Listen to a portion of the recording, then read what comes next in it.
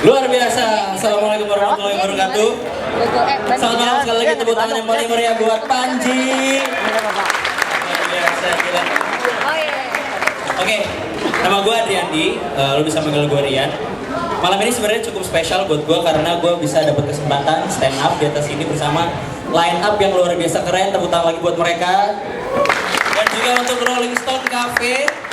Terima kasih Rolling Stone Cafe. Ini acara kedua dari Stand Up Indo di Rolling Stone Cafe ya. Minggu lalu kita bikin acara charity namanya Life for Love, yaitu acara kita untuk membantu keluarga dari bayi kembar 3 yang ibunya wafat saat melahirkan. Dan karena bantuan lo semua, kita berhasil mengumpulkan dana dan we did something for a good cause dengan stand up. Jadi tepuk tangan untuk Stand Up Indo dan Rolling Stone Cafe. Gue mau cerita sedikit, gue ini suka main musik. Gue punya band, dan mungkin di sini juga banyak yang suka ngeband gitu ya. Jadi gue itu main kesana gitu, ke sana sini gitu. Jadi isi pensi sana, isi pensi sini, main di acara sana, main di acara sini gitu ya. Ada satu hal, ini pasti yang main band ngerti semua nih. Ada satu hal yang bikin gue muak banget sama kepanitiaan yang bikin acara-acara pensi itu, terutama di bidang konsumsi. Ya pasti anak band tahu nih. Dulu ada ungkapan, apapun makanannya, minumnya, teh botol sosro. Sekarang buat anak band, apapun event acaranya, konsumsinya, hoka-hoka bento. Bener kan? Hok band terus. Main di sini manggungnya hok band, makan di sana mainnya hok band gitu. Bosen gitu. Jadi mungkin gue nggak tahu sih sebenarnya kenapa gitu. Apa mereka pikir anak-anak band zaman sekarang itu suka makan hok band? Atau karena ada kata band dalam hok band jadi mereka ya udahlah main gampang aja. Gue kasih tahu ya, panitia anak-anak SMA yang masih suka bikin acara kreatif dikit gitu. Apa kayak nasi padang kayak nasi 7-Eleven gitu, jangan hok band terus gitu. Jadi gue nggak ngerti kenapa mereka selalu ngasih hok band buat konsumsi pengisi acara gitu. Sama gue nggak ngertinya sama yang nonton pensi itu gitu. Kalau gue lihat terutama kalau misalkan yang lagi naik ke panggung itu band punk sama atau emo rock gitu ya, gue ngeliat penontonnya itu mereka cara berpakaiannya spesifiknya nggak. Ini gue bukan untuk nunjukin stereotip, tapi di sini gue mau ngomong masalah keselamatan ya. Yang suka sama band emo atau punk rock gitu kan, lo tau kan anak-anak emo itu pakai celananya di sini di batas antara kemakmuran dan kesejahteraan gitu di sini. Gue mau kasih tahu, cara berpakaian lo itu, cara lo pakai celana itu berbahaya. Kenapa? Karena kalau di konser seandainya terjadi sesuatu semacam kebakaran atau gempa bumi gitu ya, lo bakal kesulitan sob. Gue kasih tahu. Kenapa? Karena konsentrasi lo akan terpecah menjadi dua. Pertama, lo bakal pengen secepat mungkin lari untuk menyelamatkan diri lo. Yang kedua adalah lo berusaha gimana caranya lo bisa lari kenceng tanpa celana lo melorot. Ada dua, jadi gue kasih tahu. Terus ternyata bener. Kemarin kan tadi malam gue punya teman nih, dia pindah tinggal ke Washington DC. Dan gue ingat dia dari SMA memang suka banget sama band-band emo gitu, dan dia memang cara berpakaiannya seperti itu. Terus tadi malam Washington DC gempa kan. Nah di sana itu gue langsung ingat teman gue gitu. Terus gue tanya sama dia, are you alright gitu, lo nggak apa-apa nggak gitu. Terus dia bilang I'm fine, gue nggak kenapa-napa gitu. Terus ternyata bener dugaan gue, ketika gempa itu terjadi, dia lagi di pub dan dia lagi nonton pertunjukan musik underground gitu.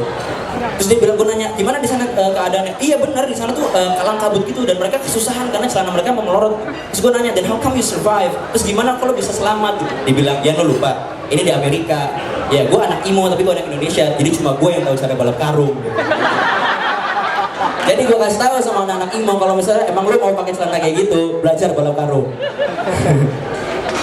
Nggak, tapi mungkin ya udahlah, maksudnya gue bukan untuk menunjukkan stereotip ya, tapi mungkin gue tahu bahwa itu memang ciri khas gitu ya. Mungkin ciri khas musik emo memang seperti itu, fashion, karena musik dan fashion memang keterikatannya cukup kuat ya, nggak bisa dipisahin. Mungkin itu adalah ciri khas yang membuat musik emo menjadi otentik gitu. Ada lagi ciri khas lain, misalnya apa? Misalnya musik-musik DJ gitu ya, DJ gitu yang di klub-klub gitu. Gue sebenarnya ada heran, ada satu pertanyaan yang gue pikirin, kenapa di bulan Ramadan klub-klub yang ada DJ-nya itu di sweeping sih? Buat apa coba? Mereka tuh tidak melakukan tindak kejahatan, bener nggak? Mereka itu tidak berbuat dosa, mereka itu hanya mengapresiasi daerah mereka, daerah asalnya. Kenapa? Karena gue kasih tau sama lo, DJ itu rata-rata hanya datang dari dua daerah, Ciputat sama Ciledug. Coba kalau lo nggak percaya, lo denger musiknya kan gak pernah berubah dari Ciputat, Ciledug, Ciputat, Ciledug, Ciputat, Ciledug. Gak pernah beda sob. Mereka tuh cuma mengapresiasi daerah mereka, jadi gak usah di sweeping lah gitu. Terus apa sih ciri khas DJ itu? Biasanya mereka pakai headphone tapi cuma sebelah gitu ya, satu lagi nengeng gitu. Terus mereka nggak tahu apa yang mereka lakukan gitu. Terus mereka gayanya kayak gini gitu. Soalnya Ciputat. Gue nggak tahu arti gaya itu apa sebenarnya. Sebenarnya daripada gaya, menurut gue tuh lebih kelihatan kayak salah urat gitu. Ciputat. Tapi gara-gara gue pikir itu adalah sebuah ciri khas gitu ya, gue pernah salah sob. Gue pernah datang ke sebuah klub, gue nonton DJ, dan dia sama kayak gitu, cepetan, gitu kan. Terus tuh begitu selesai show, dia turun dari panggung. Oke, terima kasih semuanya. Bilang, oh shit, sorry man, ternyata lu kayak gitu. I didn't thought that you. Oke, maaf gitu. Tapi kalau misalnya DJ sekarang udah banyak yang kreatif ya, ada yang udah masukin unsur-unsur musik lain gitu, seperti musik jazz atau musik rock gitu. Yang gue pikirin adalah kenapa sampai sekarang belum ada DJ yang mau memainkan musik klasik. Bener nggak? Kenapa belum ada gitu? Padahal kalau misalkan lu jadi DJ dan lu mencoba memainkan musik klasik, gue kasih tahu sama lo, itu bakal jadi pekerjaan yang paling mudah buat lo. Gue kasih tahu kenapa. Lu bayangkan ada DJ gitu masuk ke klub. Hello everyone, good night. Tonight is classical night. I'm gonna open the number with Beethoven Symphony. See you in 2 hours. Beneran aja ada Beethovennya main gitu sih, 2 jam lagi bisa balik lagi gitu kan. Itu menjadi pekerjaan yang paling gampang gitu. Tapi mungkin emang gak ada sih pekerjaan. Gue sebenarnya ada gak setuju kalau dibilang ada pekerjaan yang gampang. Karena di dunia ini gak ada pekerjaan yang gampang, mau pekerjaan lo kayak apapun. Jadi kalau di sini yang kerjanya apapun gak usah malu, gak usah minder. Karena semua pekerjaan itu ada value usahanya, bener gak? Tepuk tangan dulu dong. Lo harus pede dengan pekerjaan lo gitu. Dan iya, karena semua pekerjaan itu ada value usahanya, dan itu yang mesti kita apresiasi gitu. Menurut gua ada satu pekerjaan di society kita yang masih kurang diapresiasi gitu. Namanya adalah band pengiring, lo tau nggak? Jadi band pengiring itu biasanya mereka main di kawinan, di sunatan, di ulang tahun gitu ya. Tapi kenapa gue lihat penontonnya suka nyuekin gitu? Mereka udah main pakai soul, udah penuh dengan hati gitu ya. Tapi penontonnya masih sibuk makan di pojok, masih sibuk ngobrol, masih sibuk nge-tweet gitu kan. Kalau lihat orang-orang sekarang tuh kan nunduk semua ya, pada nge-tweet itu. Dulu gue punya ada tebak-tebakan gitu, kenapa babi jalannya nunduk gitu. Dulu jawabannya karena malu ibunya babi gitu. Mungkin sekarang kalau ditanya kenapa babi jalan nunduk, baca timeline pak. Baca timeline aja. Nah ya, jadi band pengiring itu kasihan banget gitu. Dia main udah bagus-bagus, tapi orang nggak ada yang pada nyuekin dia gitu, sibuk ngobrol, sibuk makan gitu. Gue nggak bayangin yang main keyboard gitu ya, nanya sama yang main trompet, pet, gitu. Ini kenapa kayak gak ada yang nonton kita ya? Kenapa kita dicuekin kayak gini ya? Pemain trompetnya ngomong, udahlah, nikmatin aja. Terus udah pada nonton Titanic belum? Udah, gue nanya kemarin nonton Titanic lagi, dan lu lihat di situ di atas kapal Titanic ada band pengiring, ada string quartet gitu. Gue ngeliat di sana, itu luar biasa men. Ketika kapal Titanic kecelakaan, jedar kebelah 2, semua orang pada mati tenggelam, mereka nggak berhenti main, dan itu mereka justru membuat lebih dramatis. Ketika orang-orang mati udah gitu, mereka masih is trying to play with you gentlemen, mereka masih main gitu. Gue nonton, gue kagum, oh my god, ini dedikasi gitu. Mereka udah mau mati masih main. Itu dedikasi itu penting loh. Lebih penting daripada Deddy Mizwar. Nggak, serius gue. Dedikasi itu lebih penting daripada Deddy Mizwar. Soalnya gue nggak ngerti kenapa sekarang Jenderal Naga Bonar yang dulu keren banget, sekarang kerjanya adalah borong HP, makan sosis, dan sakit mah. Nggak tahu kenapa itu. Dulu gue kagum, nih Jenderal Naga Bonar, sekarang HP, sosis, sakit mah. Ya, iya, tapi itu maksud gue hargai lah gitu ya. Hargai mereka. Jadi gue ngebayangin waktu di atas kapal itu pemain keyboard itu juga bilang, Pet, ini di kapal kenapa nggak ada yang perhatiin kita ya? Gitu. Cedar! Pet, itu apaan Pet? Lah Pet, kenapa kapalnya miring Pet? Ini kenapa air semua Pet? Trompetnya bilang, udahlah nikmatin aja tenggelam, dia mati gitu kan. Padahal bayangkan kalau misalkan mereka survive kecelakaan Titanic itu, CV mereka bakal keren banget gak sih?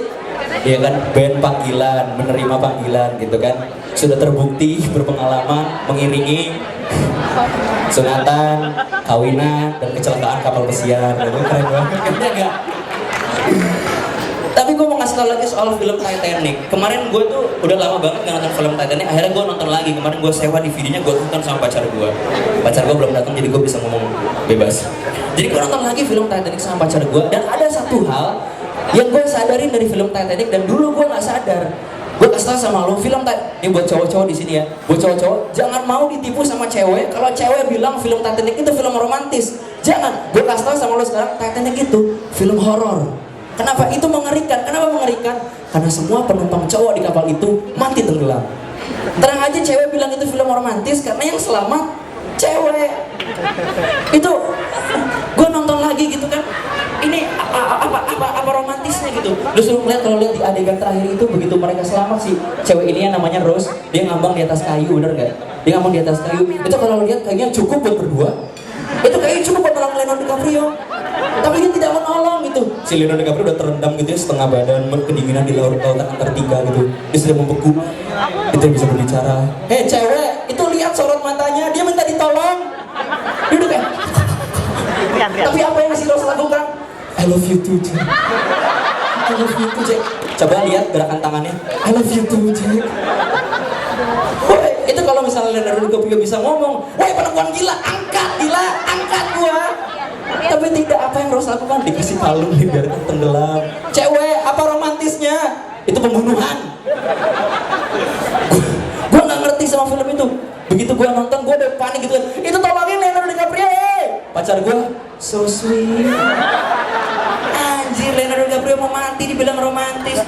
Begitu gua selesai nonton film itu, impresi gua sama cewek gua berbeda. Cewek gua keluar dan selesai nonton, dia bilang, that was one of the most romantic movies I have ever seen. Reaksi gua cuma satu, what a bitch.